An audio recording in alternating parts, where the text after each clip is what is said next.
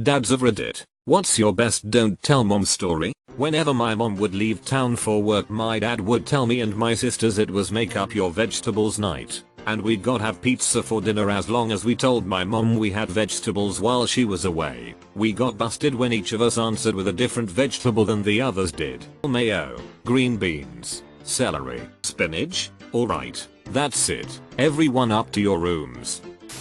I'm the son in this story, but one time when I was like 14-15, we had a family party at my aunt's house down the street. Eventually, the party just died down, and all the family started to go home. My dad decided to stay, and I asked if I could stay with him.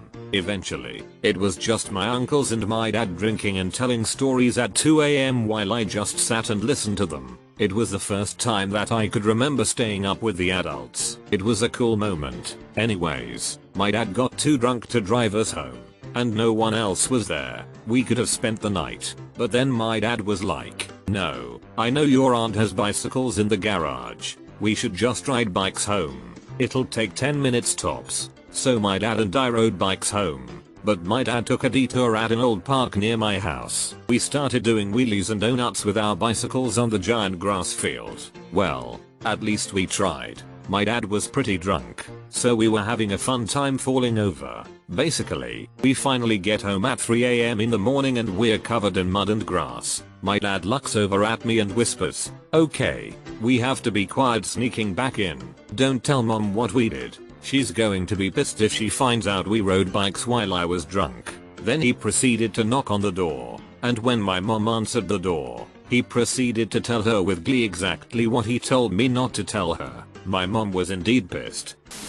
When my son was in junior high, McDonald's had an every afternoon special of cheeseburgers for 49 cents. We stopped on the way home from school every day. I had a kinda rocky relationship with my dad when I was a teenager. We lived in the East Village in Nick. When the 2003 blackout happened, we spent the evening up on our roof talking for hours. What started off as a little bit of wine ended up being us polishing off about 3 bottles, hashing out what our issues were. Our relationship really improved after that, but I still remember the moment we both realized that my mom, who was out of town at the time, would be pissed if she realized we had gone through that much wine. We concocted a story that he had accidentally dropped a bag that had 2 bottles in it. As far as I know, she never suspected a thing. You guys know women are smarter than this, right? I've got stories like this, but in my great age and wisdom I realize that in this case, you just gotta pass. She probably saw you guys happier around each other and let it slide. When my dad's favorite toaster broke, he insisted on fixing it again, while my mom really wanted him to just replace it. They had a small argument about it, not a fight, just a back and forth about it while my dad's got this toaster broken down into its base components. Mom leaves to run some errands and about an hour later my dad's got the toaster back together and he's gonna test it. He plugs it in, pops in some bread, and pushes the lever down. Nothing happens initially and he's like weaving his head back and forth trying to see down inside it to see if it's working. Then a nice fat electric arc comes out of the outlet and the toaster turns into a fireball on the counter. My dad yells F, yanks it out of the outlet and runs with it, still engulfed in flames, out to the backyard and from the steps hurls it towards our above ground pool. The pool of course is much too far away and it just lands in the grass, setting the lawn on fire. Now he's unfurling the garden hose and trying to get the dinky little sprinkler head off it so he put out the fire. It doesn't go well. So he runs over to the burning toaster, kicks it towards the pool, in just his socks mind you, then scoops water out of the pool until it's just smoldering. Then he runs over and stamps the little fires out of the grass. He singed his beard, most of the hair off his arms and stinks of burnt hair.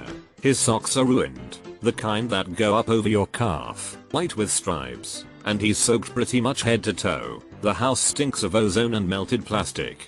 The outlet is charred. There's a black patch on the backyard lawn. This man scrambles, cleans the kitchen, opens every window to air out the house, sweeps and mops, swaps the outlet for one from the garage, resets the breakers, parks the lawnmower on the scorched grass, trims the burned hair out of his beard, showers and disposes of his burned and grass stained socks, and what's left of the toaster. Then he puts me in his truck, We go to Kmart and grab a new toaster and I of course am sworn to secrecy. I never told my mom. But he passed 4 years ago so I think I'll tell her the next time I see her. She'll have a laugh I'm sure. My 15-year-old son loved cars and learned to drive on our farm when he was 11. His crazy uncle Carnut loved that he loved cars and gave him a racing driving class as a Christmas gift. I spent a few months prepping him in my sports car and at the go-kart track and then took him to the NASCAR racetrack for the class. Even though he had never driven on the street, he did great in the little Formula car, getting up to 180 on the straightaway but towards the end, coming out of a chicane he missed a shift and accidentally put it in first. This locked up the rear and he spun out, going into a chain link fence backwards. All I saw was the dust cloud but he was okay. Thanks to roll bar, neck brace, and helmet. We spent a good part of the drive home rehearsing what to tell my wife and how not to use the word crash. We told her after he finished college how not to use the word crash, unplanned deceleration event. My spouse pulled my daughter out of school, took her to see Endgame and then drove her back just before buses left so she'd be on the bus. I didn't find out till months later. I was fake mad, but proud. My dad took me and my brother to see Time Cop when I was 12. Nobody in the house was allowed to see rated R movies. But in retrospect, my dad must have gone out to the movies in secret a lot when he was on the road, made sales calls. Territory was the whole state. When my son was 13 I took him to see Superbird. Standing in line he said I don't think this is appropriate for me. When we got our seats he said, I don't think this is appropriate for me. A few minutes into the movie he said, I don't think this is appropriate for me. After the first inappropriate scene he said, I don't think this is appropriate for me. That's when my GFI looked at each other with an awkward face. After the movie I apologized to him and begged him not to tell his mom. That's when he let me off the hook and let me know his mom took him to it the night before. Crafty as F. I have a kinda dad story. It involves my dad's best friend and former employee at that time. My dad built this custom birdhouse specifically for purple martins because my mom loves birds. So he builds a custom house and then hoists it like 25 feet in the air. It looks like a 2-story colonial house and is about 3 feet on each side and 4 feet tall. It is beautiful. So my parents went out of town and my older brother and I decided to do shrooms and light off fireworks. We come up with this brilliant plan to see if either of us can aim Roman candles and shoot the flaming balls into the birdhouse holes. So yeah, we have surprisingly great aim. The birdhouse ended up catching on fire and I had to haul later get the hose back there so we could put it out before his labor of love burns down. The next day we're surveying the damage and it's not good. The whole front of this birdhouse was crispy and charred. So my brother calls my dad's friend, I'll call him Jerry, and tells him what happened because we needed a ladder fast. Jerry, being the champ that he is, laughs and decides to show sympathy and helps us come up with a plan. He brought over his work van and we stood a big ladder on top of the roof of the van. We bought paint and I held the ladder steady while my brother touched up the birdhouse. Jerry never said a word to my parents and neither did we. Through wind, rain, snow and sun our paint held up. Until about 15 years later my brother and I finally told them what happened. I swear I could see pride in my dad's eyes. He knew all along. I was 17 and went to a work Xmas party, grocery store. The venue was a restaurant co-owned by the store manager. No one, least of all the manager, cared if anyone was drinking.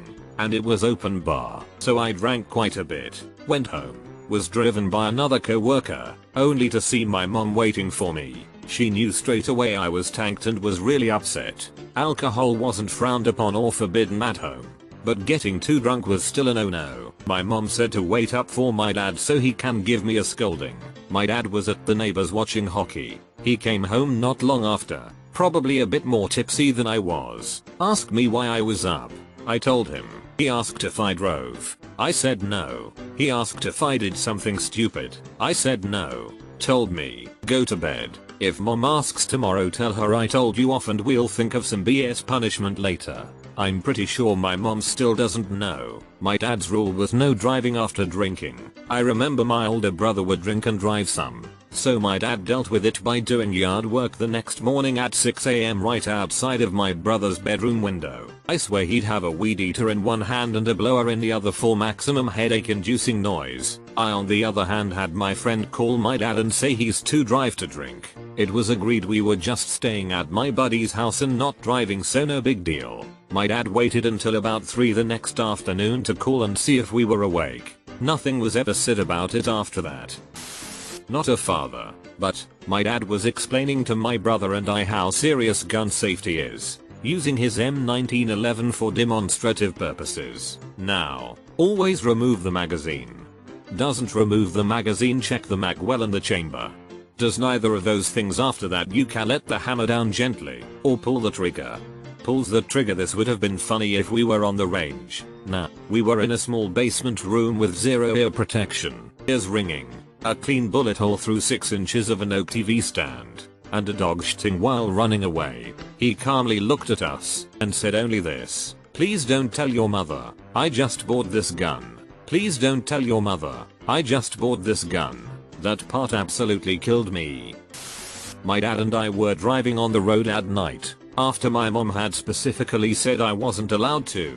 When we pulled up to the street before my house, we switched drivers so it looked like he drove home. When doing that he slipped and fell and had to get stitches down his forehead. My mom still thinks it was from a thorn bush in our front yard. Why would him needing stitches give it away that he wasn't driving? Lol. This sounds like one of those cases where the boss thought they were being smart and the women let it pass.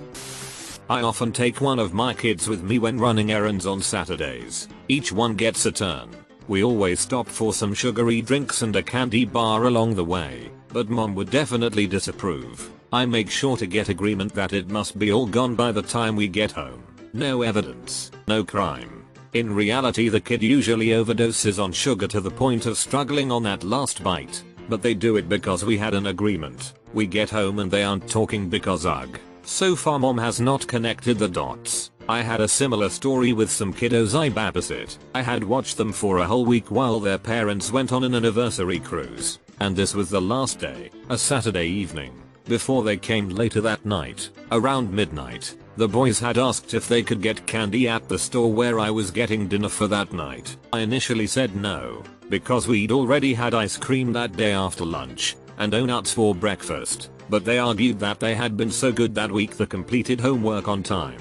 No big brawls. Boys, they did their chores, practiced their instruments and sports, and promised to go to bed right at 8. So what the heck? I said sure, get whatever you want under $5 each, and then we'll make sure to brush our teeth extra well and in bed by 8. As elementary school kids are wont to do, they economized that $5 so they had almost a pound of candy each. For boys that didn't weigh 100 pounds between the two, a pound of candy is quite a lot. So I found out when the mom called me the following day, saying the younger one had thrown up everywhere. And did he show signs of illness that week? I had to fess up that I didn't notice anything about any illness, but he had eaten several candy bars the previous evening. She laughed it off and said that maybe it'll help curb their sweet tooth in the future. Every Christmas during my kid's teen years when I'd buy him pretty much every game he's had his eye on. I'm a big gamer too, so it was an excuse to just let loose. It was always Thanksgiving Day to Christmas Day. We'd make semi-forts, gorge on mashed potatoes and play absolutely everything. With all the mistakes I've made in my life, I think this will go down as one of my saving graces for him. Moral of the story is turn a blind eye occasionally. Ladies. When my youngest daughter was about 7, she would help me wash my motorcycle in the garage. She would throw on my helmet and jump on the back and just sit there as I would polish the chrome. One day, I turned on the bike and took her on a quick ride down the alley. I went about 5 houses down and turned back. Our top speed was a neck-breaking 4 miles per hour. She absolutely loved it. We made it our secret, and I had her change clothes immediately so her mom wouldn't smell the exhaust. We finally told her mom when my daughter turned about 13. She's now 18 and still jumps on the back as often as possible.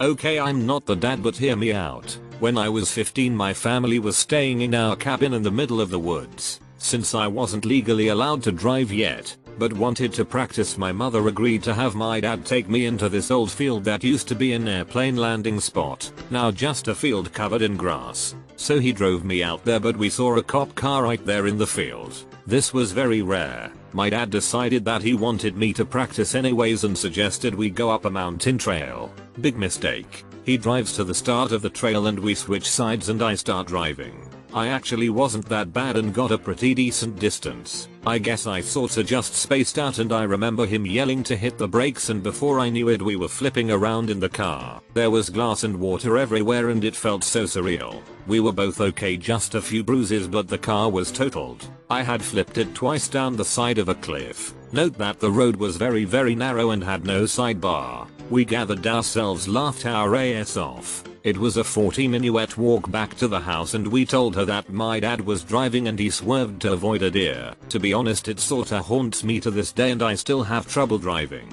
She still doesn't know to this day. Answering for my dad because he passed away earlier this year and I treasure this memory. Before any road trips we tell mom we weren't really hungry and just have a piece of fruit for breakfast before heading off to a diner half an hour away for a giant plate of steak, eggs and hash browns. My dad and I were driving across country for my new job and my dad was either tired, fell asleep, clumsy, I suspect tired, or fiddling with something. We have drive cross country tons of times and we could be truck drivers in another life, and caught the wheel with his arm and drove off the road. We were going 75 or 80, but luckily we're in Nebraska and the road was 2 or 3 lanes in one direction with a giant grassy area in between that and the other direction. The grass was just grass and with a very low gradient. My dad then caught the wheel and didn't overcorrect or anything. We drove for a little bit on the grass, then go back on and drove on. I still find tall grass randomly stuck around the car and it's been 2 years. I wasn't really paying attention to what he was doing, but it was a sudden movement. Then I thought I was going to die. Then I felt really lucky. I think at the next McDonald's we switched. It was really lucky that there wasn't really anything but grass and not a real ditch or a fence or anything. Nice try, moms.